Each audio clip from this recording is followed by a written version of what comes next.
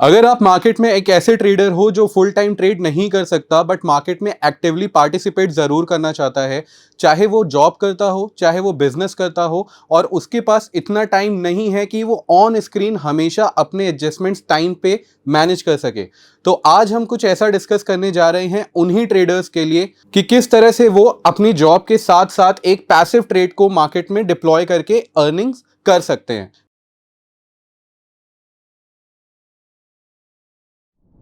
देखिए, मार्केट में जितना आसान लगता है पैसा बनाना उतना आसान एक्चुअली है नहीं, स्पेशली तब जब आप एक फुल टाइम ट्रेडर नहीं हैं। तो हम यहाँ पे उस तरह के ट्रेडिंग सेटअप के ऊपर बात करने वाले हैं जहाँ पे आपका ऑन स्क्रीन टाइम बहुत लिमिटेड हो। लिमिटेड से मेरा मतलब है कि पूरे दिन में आपको 1 या 2 बार ही अपनी स्क्रीन को चेक करना होगा और आप एक अलर्ट बेस्ड सिस्टम से भी अपना काम कर सकते हो। देखिए, जब भी हम मार्केट्स में ट्रेड करने की बात करते हैं, स्पेशली उन ट्रेडर्स की जो मार्केट में फुल टाइम काम नहीं कर सकते, जो खुद जॉब कर रहे हैं या उनका खुद का कोई बिजनेस है, उनको मार्केट में पार्टिसिपेट तो करना है लेकिन कोई सेट ऑफ रूल्स नहीं है। ठीक है, तो उनके लिए हमारे पास बहुत ही लिमिटेड स्ट्रैटेजीज हो जाती हैं ट्रेड करने के लिए। तो आज हम कुछ ऐसा ही डिस्कस करने वाले हैं जहां पे उनको ऑन स्क्रीन टाइम बहुत लिमिटेड देना पड़े और उसके साथ साथ उस ट्रेड को वो कंसिस्टेंटली ग्रो कर सकें, एक लॉन्ग टर्म होराइजन तक उसको लेके जा सके। Full time traders directionally trade कर सकते हैं बहुत आराम से, या फिर वो एल्गो के साथ भी काम कर सकते हैं, बट अगर हम डिस्क्रिशनरी के साथ काम करना चाहते हैं विद सेट ऑफ रूल्स, तो कौन सी स्ट्रैटेजी आपके लिए काम करेगी, आज हम वही डिस्कस करने वाले हैं। तो इस वीडियो को ध्यान से एंड तक जरूर देखिएगा। हाय गाइस, मेरा नाम है हर्षित दीक्षित। आज मैं आया हूं बाजार के माहिर प्लेटफॉर्म पे आपके साथ डिस्कस करने मंथली बैटमैन स्ट्रैटेजी। और हम मंथली बैटमैन स्ट्रैटेजी यहां पे क्यों डिस्कस कर रहे हैं, क्योंकि ये एक बिगिनर के लिए भी अच्छी है, एक फुल टाइम ट्रेडर के लिए भी अच्छा है, और जो पार्ट टाइम मार्केट में ट्रेड कर रहा है उनके लिए भी एक बहुत अच्छा सेटअप है। सबसे पहले समझते हैं व्हाट इज अ बैटमैन। देखिए, ये एक कॉम्बिनेशन ऑफ स्ट्रैटेजी होती है रेशियो स्प्रेड्स की। रेशियो स्प्रेड्स जब हम सेलिंग और बाइंग दोनों साथ में करते हैं, लेकिन quantity of sell versus buy equal नहीं होता है। ठीक है, आप रेशियो स्प्रेड डायरेक्शनली काम कर सकते हैं जब आपका व्यू ऐसा हो कि मार्केट में एक छोटा बहुत मूवमेंट आ सकता है। बट अगर आपका व्यू क्लियर नहीं है तो आपके पास कुछ ऐसे रूल्स होने चाहिए कि आप मार्केट में नॉन डायरेक्शनली पैसा कमा सको। तो वहां पे काम आता है बैटमैन। बैटमैन के क्या रूल्स हैं, क्या सिग्निफिकेंस है, और किस तरीके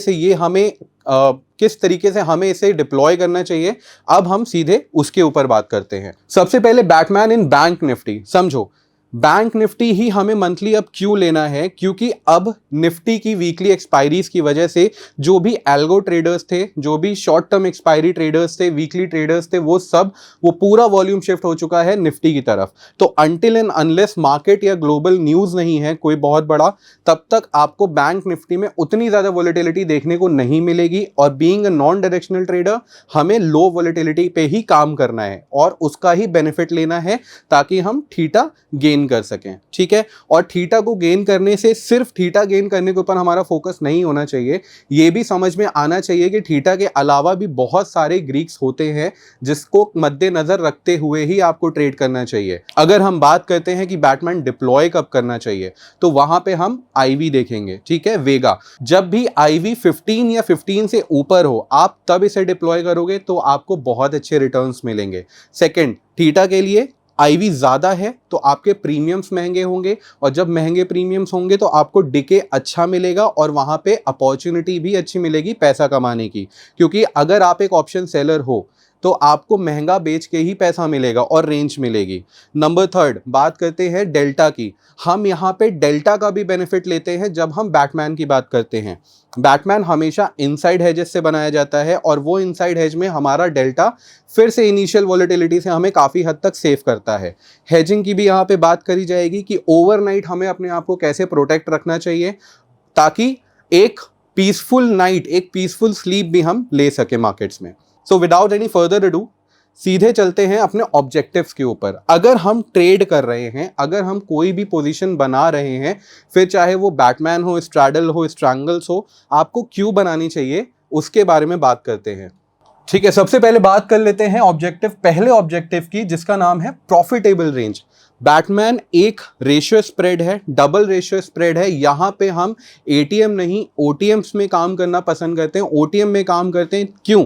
क्योंकि हमें थीटा जो मिल रहा है उसमें हम एटीएम में नहीं एक रेंज बना के काम कर रहे हैं, और रेंज बना के काम करने का बेनिफिट आपको ये होगा, आपका जो सोल्ड लेग है, आपका सोल्ड लेग ओटीएम होगा, और ओटीएम का theta decay in terms of percentage सबसे ज्यादा हाई होता है। सपोज हमारे पास एटीएम है, दो तरीके से ऑप्शन सेलिंग करते हैं लोग एटीएम पे काम करते हैं और ओटीएम पे काम करते हैं। एटीएम की वैल्यू चल रही है 100 और ओटीएम की वैल्यू चल रही है 50। आपने क्या किया, आप या तो एटीएम सेल करोगे या ओटीएम सेल करोगे। हम जब बैटमैन स्प्रेड तैयार करते हैं, रेशियो स्प्रेड तैयार करते हैं, तो हम ओटीएम्स के साथ काम करते हैं। सपोज 30 दिन है, 30 दिन में हमारा एटीएम टेंटेटिव नंबर है, एग्जैक्ट नंबर नहीं है, 100 का है और ओटीएम 50 का है। ओटीएम की value in terms of percentage कैसे डिके ज्यादा होगी, ये 100 रुपए का प्रीमियम आपका 50 का हो जाएगा 10 दिन बाद, और ये जो 50 रुपए का प्रीमियम है ये हो जाएगा 20 रुपए के आसपास, मोटा मोटा। ठीक है, यहां पे क्या हुआ, आपका जो टेंटेटिव 50% यहां पे इसकी वैल्यू डिप्लीट हो गई। लेकिन अगर आप ये देखोगे ना, 50 का जो प्रीमियम है ये 20 का हो चुका होगा, यहाँ पे 30 रुपीज तो गया। एब्सोल्यूट वैल्यू में इसका डिके कम होगा, लेकिन परसेंटेज वाइज देखोगे तो मोर देन 60% यहाँ पे आपको डिके देखने को मिलेगा। इसलिए आप एक रेंज में बैठे होगे। प्लस अगर मैं डेल्टा की भी बात करता हूं, और सेकंड आता है डेल्टा। अगर हम सेकंड ग्रीक की बात करें तो डेल्टा, आपका डेल्टा होगा यहाँ पे, अगर आप दूर का सेलिंग कर रहे हो ना, तो आपका डेल्टा वैल्यू भी कम होगा, आपका डेल्टा वैल्यू भी कम होगा। तो मार्केट में अगर कोई इंपल्सिव मूव आता है तो एटीएम का डेल्टा ज्यादा होने की वजह से rate of change would be high, कि 10 रुपए के मार्केट के मूव में 5 रुपए का मूव आ चुका होगा आपके डेल्टा एटीएम पे, लेकिन ओटीएम के डेल्टा पे 2 रुपए का ही मूव आया होगा। तो इनिशियल वोलेटिलिटी से आप वहां पे भी सेव हो जाओगे। तो रेंज का बेनिफिट हमें मिल रहा है, तो higher theta in terms of percentage मिला। नंबर सेकंड, अगर हम बात करेंगे डेल्टा लो है तो वहां पे हमारे प्रीमियम स्पाइक कम करेंगे। ठीक, सेकेंड पॉइंट क्या है, ग्रीक्स को अपने साइड रखने का। 2 पॉइंट हमने यहाँ पे डिस्कस कर ही लिया है। रेंज का बेनिफिट यहाँ पे मिल रहा है जिससे डेल्टा फेवर में है। और अगर ग्रीक्स की बात करेंगे, buying a closer hedge makes your position react faster to volatility. अभी हमने क्या बात करी थी कि डेल्टा दूर का होगा तो कम रिएक्ट करेगा वॉलेटिलिटी पे, इसलिए जब हम बैटमैन को ट्रेड करते हैं हम इनसाइड की हेजिंग लेते हैं। इनसाइड का हेज बाय करने से आपके इनसाइड हेज का डेल्टा हाई होता है, और अगर आपका हायर डेल्टा बाय है तो वो, अगर मार्केट आपके डायरेक्शन में जा रहा है, वो आपको पहले फेवर करेगा। आपका जो सोल्ड लेग होगा वो बाद में वैल्यू गेन करेगा, लेकिन बाय वाला लेग पहले अपनी वैल्यूज को गेन करना शुरू करेगा, तो वो उस वोलेटिलिटी पे आपको काफी हद तक प्रोटेक्ट करेगा। ठीक है, keeping it safer from the sudden moves. ठीक, यहां पे ऑब्जेक्टिव सिर्फ बैटमैन के हो रहे, सारी नॉन डायरेक्शन ऑप्शन स्ट्रैटेजीज के नहीं। अगर आप स्ट्रैंगल सेल करते हो तो वहां पे कोई इनसाइड एज नहीं होता है, और वेगा नेगेटिव ट्रेड होने की वजह से वॉलेटिलिटी, वेगा नेगेटिव का मतलब है वॉलेटिलिटी का इंपैक्ट आपको नेगेटिवली पड़ेगा अगर वॉलेटिलिटी बढ़ रही है। स्ट्रैडल्स का भी वही हाल है, वहां डेल्टा भी आपके अगेंस्ट हो जाएगा, और वॉलेटिलिटी अगर बढ़ी तो वो भी आपके अगेंस्ट हो जाएगी। इनसाइड हेज की वजह से बैटमैन आपको थोड़ा सेफ रखेगा। फिर लॉस इन अकरेंस, लॉस की बात समझो। Loss occurs if the price expires outside the break events. हम एक रेंज के साथ काम कर रहे हैं, नॉन डायरेक्शनली काम कर रहे हैं, तो हमको पैसा कब बनेगा, जब मार्केट हमारी रेंज में एक्सपायर होगा, ना कि रेंज के बाहर। ठीक है, तो लॉस हमें कब होना है, जब मार्केट हमारी रेंज के बाहर जाएगा। Third, interpretation. Understand the chart dynamics helps to manage the strategy effectively.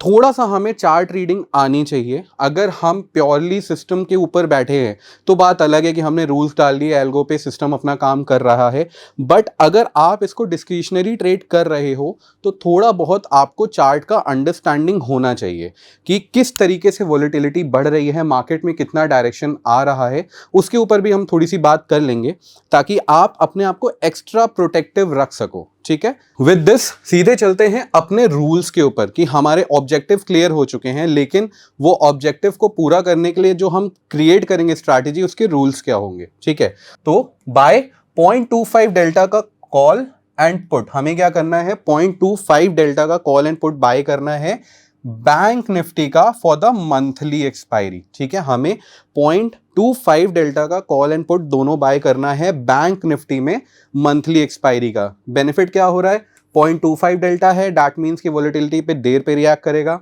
ठीक है, मतलब रेंज भी अच्छी मिलेगी। कॉल एंड पुट दोनों बाय कर रहे हैं, मतलब क्या है कि हम एक नॉन डायरेक्शनल ट्रेड बना रहे हैं। बैंक निफ्टी में कर रहे हैं, क्यों? क्योंकि बैंक निफ्टी में अब वीकली एक्सपायरीज नहीं है, तो आपको उतना ज़्यादा इंपल्सिव मूव्स देखने को नहीं मिलेंगे। मंथली एक्सपायरी है तो आपके पास टाइम टू एक्सपायरी भी ज़्यादा मिल जाता है, जिससे कि जब एडजस्टमेंट्स करने पड़े अगर, तो वो भी आप ईजिली कर सको। और ये हमें डिप्लॉय कब करना है? 1 day after the previous month expiry. जो भी हमारा लास्ट मंथ का एक्सपायरी है, जो भी हमारी लास्ट मंथ की एक्सपायरी हुई है, उसका अगला फ्राइडे आप अपने ट्रेड को इनिशिएट कर सकते हो। ठीक है, अब जो हमने बाय कर लिया, अब हमें क्या करना है? Sell the adjacent OTM strikes in double the quantity for both call and put. अब देखो, ऐसे समझो, आपका मार्केट अभी 50,000 पे चल रहा है, मान लेते हैं, टेंटेटिव नंबर लेके चल रहा हूं। आपने 45,000 का पुट बेचा और 55,000 का पुट बाय किया और 50,000 का पुट कॉल बाय किया, राइट? अब आपको क्या करना है? 44,900 का पुट डबल क्वांटिटी में सेल करना है, डबल क्वांटिटी में सेल करना है। और यहां पे 50,000 या 55,000 था, 55,100 का कॉल डबल क्वांटिटी में सेल करना है। ठीक है, इससे क्या हुआ कि एक बैट टाइप का स्ट्रक्चर तैयार होगा, एक बैट टाइप का स्ट्रक्चर तैयार होगा, जिसे आप डबल रेशियो स्प्रेड भी कह सकते हो या बैटमैन भी कह सकते हो, जिसमें ये जो पीक्स हैं ये आपके सोल्ड लेग्स हैं और ये जो इनसाइड का कर्व है ये आपका बॉट लेग है। इसका बेनिफिट क्या होता है कि ये डेल्टा ज़्यादा रिएक्ट करता है अगर मार्केट में मूव आता है इससे, तो ये आपको थोड़ा सा इनिशियल वॉलेटिलिटी से बचा लेता है। प्लस जो हमारी कोन्स है, अगर मार्केट यहाँ कहीं पे एक्सपायर होता है तो आपको मैक्सिमम डिके वहाँ पे देखने को मिलता है। ठीक, ये अभी हमने क्या बात करी है? केवल बाइंग और सेलिंग। बट हम अपने ट्रेड को, यहाँ पे एक चीज़ और समझो, बैटमैन को क्रिएट करने के कुछ और तरीके होते हैं, रेशियोज को क्रिएट करने के कुछ और तरीके होते हैं। लोग 1:2 भी क्रिएट करते हैं, जैसा मैं डिस्कस कर रहा हूं। लोग 1:3 भी क्रिएट करते हैं, करने वाले 1:5 भी क्रिएट करते हैं। बट जितना ज़्यादा रेशियो में अनइवननेस होगी, मार्केट की वॉलेटिलिटी आपको उतना ज़्यादा परेशान करेगी। तो मार्केट की वॉलेटिलिटी से बचना हमारा पहला ऑब्जेक्टिव होना चाहिए। अगर आपने अपने कैपिटल को प्रिक्योर कर लिया, उस रिस्क से आपने अपने आप को बचा लिया, तो रिटर्न्स आप अपने आप जनरेट कर ले जाओगे। ठीक है, और एक चीज़ और होती है, अगर आप लोग पे ऑफ देखते आ रहे हो, वो सारी चीज़ों में आपको एक चीज़ और दिखती होगी जिसे हम कहते हैं T+0 लाइन। जितना ज़्यादा रेशियो के बीच में गैप, जितना ज़्यादा रेशियो के बीच में गैप, उतनी ही ज़्यादा नैरो आपकी T+0 लाइन बनेगी। और T+0 लाइन गामा को दिखाती है। गामा से मतलब कि इनिशियली आज के दिन T+0, आज के दिन मार्केट में जो मूव आने पे आपको पेन होगा वो किस हद तक होगा। ठीक है, तो जितना कम रेशियो के बीच में डिफरेंस उतना कम पेन, जितना ज़्यादा डिफरेंस उतना ही ज़्यादा पेन। ठीक, नाउ अब क्योंकि हमने 2 लेग सेल करे हैं, 1 लेग बाय किया है, 2 लेग सेल करे हैं और 1 लेग बाय किया है, तो 1 लेग तो हमारा नेकेड हो गया या वैनिला हो गया। तो यहाँ पे तो आपको अनलिमिटेड लॉस हो जाएगा, राइट? यहाँ पे आपको तो अनलिमिटेड लॉस हो जाएगा। और ऐसे टाइम, ऐसा ट्रेड जो आज का टाइम चल रहा है, जब मार्केट में आप देख रहे हो 200 300 पॉइंट्स के मूव आ रहे हैं, गैप अप्स हो रहे हैं 4-4%, ऐसे टाइम में आप कोई नेकेड ट्रेड नहीं लेके जा सकते। इसलिए आप अपने ट्रेड को प्रोटेक्ट करने के लिए हेज बाय करोगे। जो भी आपका सोल्ड स्ट्राइक है, जो भी आपका सोल्ड स्ट्राइक है, उससे 500 पॉइंट ओटीएम जाके, ठीक है, उससे 500 पॉइंट ओटीएम जाके आप क्या करोगे? अपने हेजेस बाय करोगे। अब हमारा रेशियो था वो इक्वल हो गया। अब हमारा जो रेशियो था वो इक्वल हो गया, 1 बाय 2 सेल और 1 बाय यहाँ पे। तो अब मैं अनलिमिटेड लॉस नहीं, एक लिमिटेड लॉस के साथ काम कर रहा हूँ। अब मैं लिमिटेड लॉस के साथ काम कर रहा हूँ और वो लिमिटेड लॉस ज़रूर दिखने में ज़्यादा होगा, लेकिन वो लॉस भी आपको नहीं होगा। वो क्यों नहीं होगा, अब बात करते हैं उसकी। ensure that the RR, risk versus reward of the trade should be nearly 1:1। जब आप अपना ट्रेड बनाओगे तो उसका RR 1:1 रखना है। 1:1 से मतलब क्या होता है कि जितना मुझे लॉस हो रहा है लगभग उतना ही मेरा प्रॉफिट स्क्रीन पे दिखना चाहिए at the time of deployment, ठीक है। As possible providing a balanced strategy with controlled risk and potential returns। जैसे मैंने पहले कहा कि आपने अगर अपने लॉसेस को कंट्रोल कर लिया ना तो आप थीटा गेन तो कर ही लोगे, बिकॉज मार्केट कहीं ना कहीं मोमेंटम लेके कॉन्ट्रैक्ट्स को जीरो ही करेगा। जो आपके ओटीएम के कॉन्ट्रैक्ट्स हैं वो जीरो ही होंगे, ठीक है। तो आपको करना क्या है, जब भी अपना ट्रेड बनाओ, जब भी अपना ट्रेड बनाओ उसका RR 1:1 रखना, ठीक। अभी आगे समझ में आएगा जब हम इसको क्रिएट करना भी सीखेंगे ना, अभी तो सिर्फ थ्योरी है, तो आपको वो सारी चीजें भी कवर हो जाएंगी। Next, if market reaches any of the sold legs, ठीक है, book the entire trade and wait for the next month. अब यहां पे एक चीज आती है कि आप अनलिमिटेड लॉस या लिमिटेड लॉस भी जो भी एक्सटेंट पे है, एक सर्टेन एक्सटेंट का होगा, वो आपको कब नहीं लेना है, कब तक उस ट्रेड में आपको बैठना है, वो आपको कभी होना नहीं है। जब भी मार्केट आपका सोल्ड लेग पे आ जाए, जब भी मार्केट आपका सोल्ड लेग पे आ जाए। हमने पे ऑफ में क्या देखा था, डायग्राम में ये समझ में आया था कि ये मेरा ब्रेक इवन है, ये मेरा सोल्ड लेग है, ये जो दो लेग्स मैंने सेल करे हुए हैं ये मेरा सोल्ड लेग्स है। तो यहां पे जब भी मार्केट आ जाए, यहां कहीं पे मार्केट जब भी आ जाए, आप अपने ट्रेड को बुक कर दोगे। अब समझना हो क्या रहा है, अगर ये चीज, अगर मार्केट आपके पीक्स पे, सोल्ड लेग्स पे पहले ही हफ्ते पे आ जाता है तो इसका मतलब क्या है कि मार्केट में ट्रेड लेते ही एक बहुत बड़ी वोलेटिलिटी आ गई, और उस वोलेटिलिटी में, क्योंकि थीटा डीके आपको मिला नहीं था, क्योंकि अभी तो मार्केट में आपने ट्रेड बनाया है, डीके आना शुरू ही हुआ है और वोलेटिलिटी आ गई, तो आपको वहां पे एक लॉस बुक करना भी पड़ेगा। और आपके लिए एक चीज अच्छी हो जाएगी कि आईवी बढ़ी चुकी होगी, और बढ़ी हुई आईवी में आपको और महंगे प्रीमियम मिलेंगे। तो थोड़ा सा लॉस जरूर बुक हुआ, लेकिन वो बढ़े हुए प्रीमियम जब आप सेल करोगे तो वहां पे आपको एक बेटर रेंज, बेटर कर्व और बेटर प्रीमियम्स के साथ बेटर डिके भी आपको मिलेगा वहां पे। क्योंकि आईवी जब बढ़ती है, आईवी का जो नेचर होता है वो साइक्लिक इन नेचर होता है। आईवी अगर कम है तो वो इंक्रीज करेगी, और आईवी अगर बढ़ी हुई है तो वो डिक्रीज करेगी, अपने मीन रिवर्जन के पास आने की पूरी कोशिश करेगी, ठीक है। तो आपको क्या करना है, आपको आरआर इक्वल रखना है, और जब मार्केट अपनी पीक पे पहुंच जाए तो आपको अपना ट्रेड बुक कर लेना है। अगर वो 7 दिन के अंदर हो रहा है तो आप ट्रेड री इनिशिएट करोगे, एटीएम को, सेंटर को स्पॉट समझ के। अगेन 0.25 डेल्टा का बाय किया और उसके बगल वाले स्ट्राइक्स को हमने सेल कर दिया डबल क्वांटिटी में, और 500 पॉइंट आगे के हमने हेजेस बाय कर लिए। थर्ड पॉइंट, अगर ये चीज हो रही है 15 दिन के बाद, अगर ये चीज 15 दिन के बाद हो रही है तो आपको ट्रेड से एग्जिट करना है। अगर लॉस में है तो वो छोटा सा लॉस एक्सेप्ट करना है, अगर प्रॉफिट में है तो वो छोटा सा प्रॉफिट एक्सेप्ट करना है, और उस महीने ट्रेड डिप्लॉय नहीं करना है, ठीक है। उस महीने आप ट्रेड नहीं डिप्लॉय करोगे, नेक्स्ट मंथ के लिए वेट करोगे।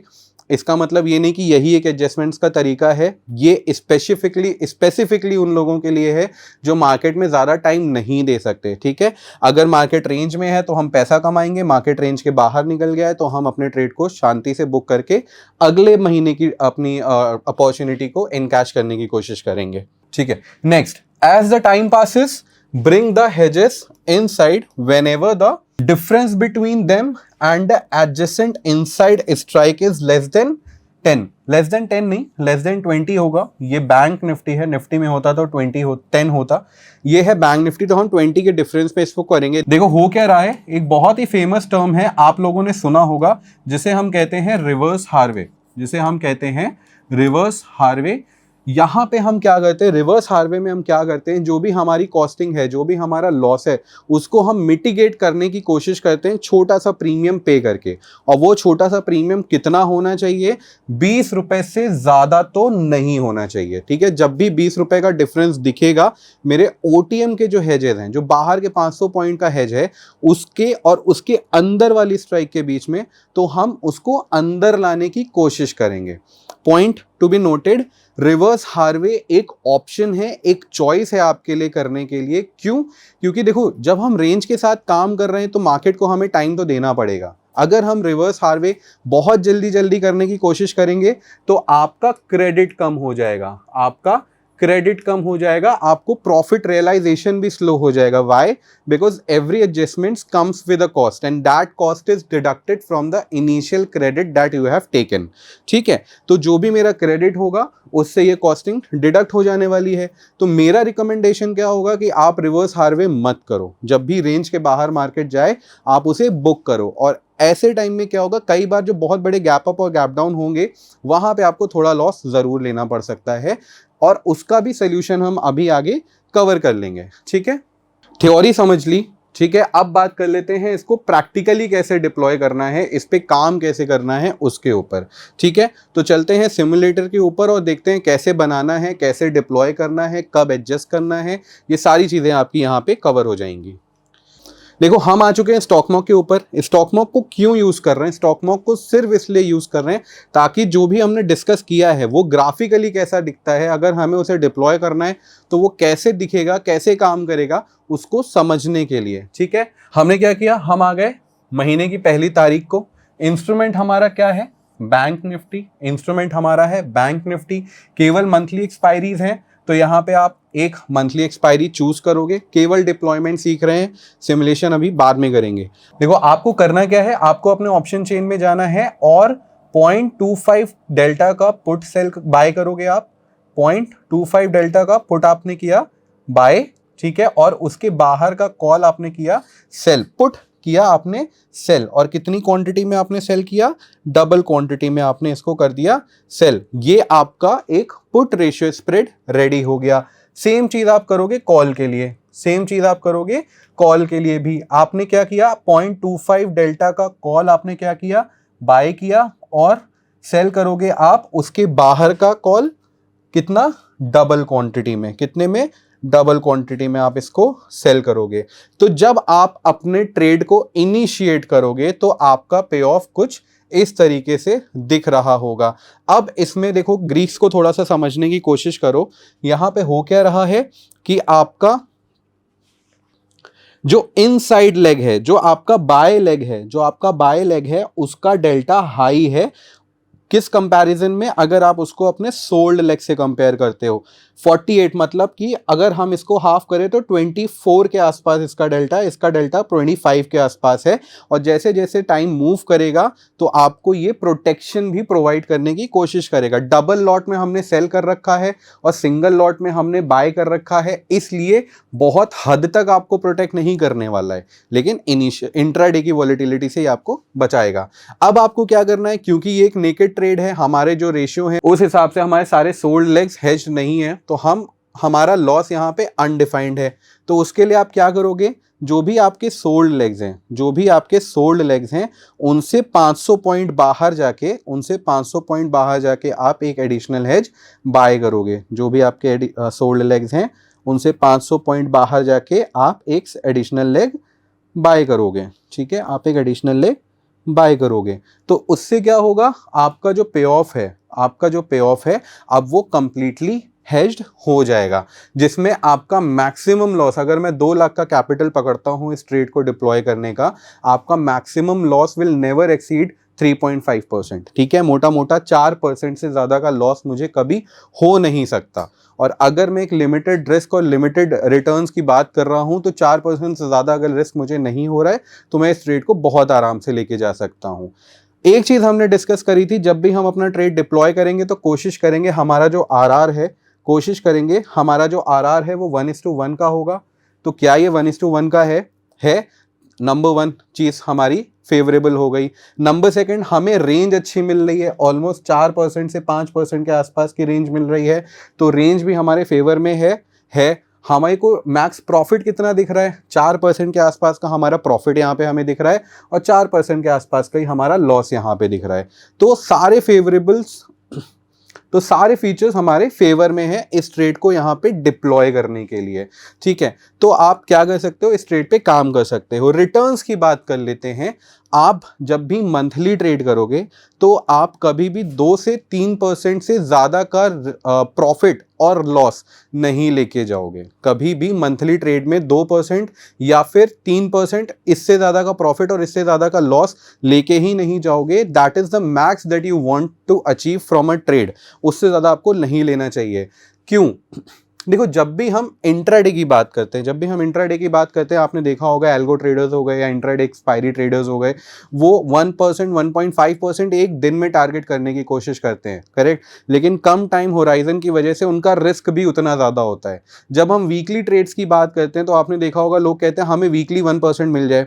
वहाँ पे भी हमारे पास मौका थोड़ा ज़्यादा मिल जाता है इंट्राडे वालों से, बट मंथली से कम होता है और हमें गलत होने के लिए भी या सही होने के लिए भी 4 मौके मिलते हैं एक महीने में, तो हम 4% के साथ टारगेट कर लेते हैं। बट जब हम मंथली ट्रेड बनाते हैं तो हमारे को रिटर्न एक्सपेक्टेशन थोड़ा सा कम करना चाहिए, क्योंकि हमें सही और गलत दोनों होने का सिर्फ एक मौका मिल रहा है। ठीक है, क्योंकि हम मंथली ट्रेड बना रहे हैं, या तो मैं सही होऊंगा या तो मैं गलत होऊंगा। इसलिए आपको क्या करना चाहिए, अपने रिटर्न्स एक्सपेक्टेशंस को लो कर देना चाहिए जब आप हायर एक्सपायरी के साथ जाते हो। इसका मतलब ये नहीं कि जब आप लीप ट्रेड करोगे तो आप बहुत कम रिटर्न्स में निकलोगे, नहीं। यहाँ पे सिर्फ intraday versus weekly versus monthly की बात हो रही थी। ठीक है, नाउ अब इस ट्रेड पे आपको करना क्या होगा, जब भी मार्केट अभी जो है 49,574 पे है, जब भी मार्केट आपका 47,900 के पुट या 51,700 के कॉल पे आ जाएगा, तब आपको अपने ट्रेड पे निकल जाना है या 2% के प्रॉफिट और लॉस पे आपको एग्जिट करना है। ठीक है, एक दिन के साथ आगे चलते हैं। ठीक है, क्योंकि बजट आया था इसलिए थीटा डीके अच्छा खासा देखने को मिल गया। ऑलमोस्ट 0.7% का प्रॉफिट अभी आपको चल रहा है, 0.5, 1.4%, 1.7। ठीक है, मार्केट ऑलमोस्ट सेंटर पे है। ठीक है, 2.25, 2.3%। यहां पे आप अपने ट्रेड को करना चाहोगे बुक, यहां पे आप अपने ट्रेड से बाहर निकल सकते हो। ठीक है, देखो मेरा मोटिव यहाँ पे आपको प्रॉफिट दिखाने का नहीं है, मेरा मोटिव है यहाँ पे आपको बताने का कि जब सारी कंडीशंस फेवर करें तभी आपको अपना ट्रेड डिप्लॉय करना है। ठीक है, और अब यहाँ पे 2-3 फैक्टर्स की बात हम कर लेते हैं जो आपको कंसीडर करनी चाहिए अगर आप कोई पोजिशनल ट्रेड लेके जा रहे हो। थोड़ी सी कॉस्टिंग जरूर बढ़ जाएगी, हेजेस थोड़े से लगाने पड़ेंगे, थोड़ा सा ब्रोकरेज ज़्यादा जाएगा, थोड़े से एसटीटी ज़्यादा जाएंगे, बट अगर मैं ऑप्शन सेलिंग करने आया हूँ, डेफिनेट सी बात है मैं लोअर कैपिटल के साथ तो काम करने नहीं आया हूँ। मेरे पास एक अच्छा अमाउंट होना चाहिए, कैपिटल होना चाहिए, और जब आपका कैपिटल अच्छा रहता है तो ये जो ब्रोकरेज और ये सारी चीज़ें ना वो उसमें कवर अप हो जाती हैं। 2 चीज़ें मैं यहाँ पे डिस्कस करूँगा। देखो ऐसे समझते हैं, मैं छोटा सा एक एग्जांपल लेके चल रहा हूं आपके साथ। आपको करना क्या है, अभी आपको दिख रहा है कि यार अगर मार्केट में क्रैश आ जाता है, अगर मार्केट में कोई क्रैश आ जाता है, मैंने ट्रेड बनाया है, 10% मार्केट नीचे चला गया, तो आपके साथ क्या होगा, आपको यहाँ पे बहुत बड़ा लॉस हो जाएगा। बट एक चीज़ प्रैक्टिकली सोच के देखना, मार्केट में गैप डाउन हुआ बहुत बड़ा, आईवी बढ़ेगी क्या, आईवी बढ़ेगी या घटेगी? आईवी बढ़ेगी तो इनसाइड हेज आपको प्रोटेक्ट करेगा प्लस आउटसाइड हेज आपको प्रोटेक्ट करेगा, और ये T+0 लाइन अगर मार्केट यहाँ पे भी कहीं खुला तो आपको 2% तक का ही लॉस देगा। अगर मार्केट यहाँ पे भी कहीं खुला तो आपको 2% का ही लॉस दिखेगा और आप अपने ट्रेड को बुक करके निकल सकते हो। बट अगर आपको इससे भी प्रॉब्लम है, अगर आप इतना भी देने में थोड़ा सा डरते हो, तो आप क्या कर सकते हो, ओवरनाइट के लिए, इस पॉइंट को जरूर ध्यान रखिएगा, सिर्फ ओवरनाइट के लिए आप अपने प्रोटेक्शन को बढ़ा सकते हो।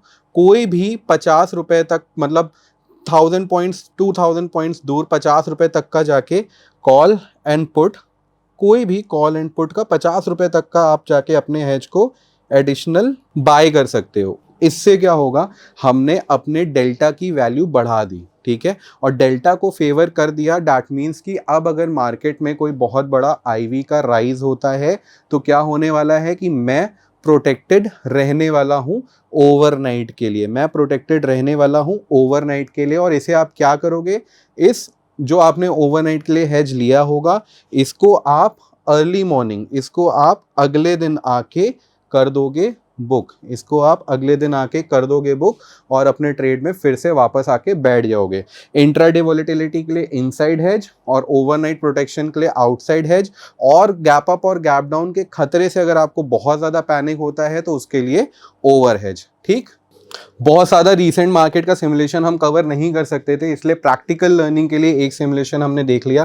थोड़े से टिप्स की बात कर सकते हैं यहाँ पे कि अगर आप जो ट्रेड कर रहे हो उसको कैसे और प्रोटेक्ट कर सकते हो। ठीक है, इसके लिए आपको क्या करना होगा, follow the rules, avoid the emotional decisions. ठीक है, जो रूल्स अभी तक हमने डिस्कस करे यही रूल्स आप फॉलो करो, और कोई इमोशनल डिसीजन मत लो कि यार 1% का प्रॉफिट हो गया चलो निकल जाते हैं, मार्केट पीक पे नहीं पहुंचा है लेकिन थोड़ा बहुत लॉस दिख रहा है, मैं हैंडल नहीं कर पा रहा हूं, चलो निकल जाते हैं। नहीं, ये नहीं करना है। आईवी कम है, ट्रेड बना लेते हैं, नहीं करना है। 1:1 का आरआर मुझे नहीं दिख रहा है, ट्रेड बना लेते हैं, नहीं करना है। समझो जब खाने के लिए राशन ही घर पे नहीं है, 4 लोग हैं, कैसे सबको 10-10 रोटियां दोगे? नहीं, सबका एपेटाइट, ऐसे समझ के चलो कि आपके घर में 10 लोग हैं, आपके यहाँ 10 किलो का आटा इस्तेमाल हो रहा है, लेकिन अभी आटा ही कम पड़ गया, लोग 10 हैं तो सबको तो 10 रोटियां नहीं दे सकते हो, आपको वो कम करना पड़ेगा, राशनिंग कम करनी पड़ेगी। तो अगर आपके पास क्रेडिट नहीं है तो आप कैसे मेन प्रॉफिट की तरफ अपने आप को प्रोजेक्ट करोगे? ठीक है, तो आपको रिटर्न एक्सपेक्टेशन कम करना पड़ेगा। जब आप रिटर्न एक्सपेक्टेशन कम करोगे तो आप पूरे महीने बैठ के अगर 1%, 1.5% ही कमा पा रहे हो, 1% भी नहीं कमा पा रहे हो, तो क्या फायदा है ऐसे ट्रेड को लेने का ऐसे टाइम पे? तब आप कोई और ट्रेड कर सकते हो। Batman is just one strategy, इसके जैसी बहुत सारी स्ट्रैटेजीज हैं। आप आयरन फ्लाई कर सकते हो, लो आईवी में कैलेंडर्स कर सकते हो, डेबिट स्प्रेड्स कर सकते हो, डायरेक्शनली प्ले कर सकते हो, राइट? ये तब के लिए जब सारी चीजें आपको फेवर करें तभी आपको ये ट्रेड लेना है। रूल्स को फॉलो करना है, इमोशनल नहीं होना है, स्ट्रिक्ट टारगेट रखना है, स्ट्रिक्ट एसएल रखना है। ये नहीं कि 2% का एसएल दिख रहा है, 3% का एसएल दिख रहा है, यार मार्केट हो सकता है लौट जाए, कोई स्पेकुलेशन नहीं करनी है। जब आपको एसएल दिखे काटना सीखो और एग्जिट करना सीखो, because if you want to be a good trader you have to learn to give SLs. ठीक है, second, monitor positions, adjust the hedges if needed. Positions देखनी तो पड़ेंगी आपको, पूरे दिन में 1 या 2 बार अपने ट्रेड को देखना पड़ेगा, मार्केट के लेवल्स को चेक करना पड़ेगा कि मार्केट कहाँ पे है, आपके सोल्ड लेग के पास तो नहीं है। अगर एक बार भी अब लग रहा है कि हाँ यहाँ से मैं थोड़ा सा पैनिक कर सकता हूँ तो वहाँ पे, और अगर एडजस्टमेंट ट्रिगर हो रहा है तो आपको एडजस्टमेंट करना है। ठीक है, example, you can use over hedge for overnight protection. ठीक है, हेजेस की बात करी थी जैसे अभी हमने ओवरनाइट की, हेजेस की, ओवरनाइट हेजेस और ओवर हेज दोनों यहाँ पे हमने बात करी थी कि ओवरनाइट प्रोटेक्ट करने के लिए आप ओवर हेजेस ले सकते हो।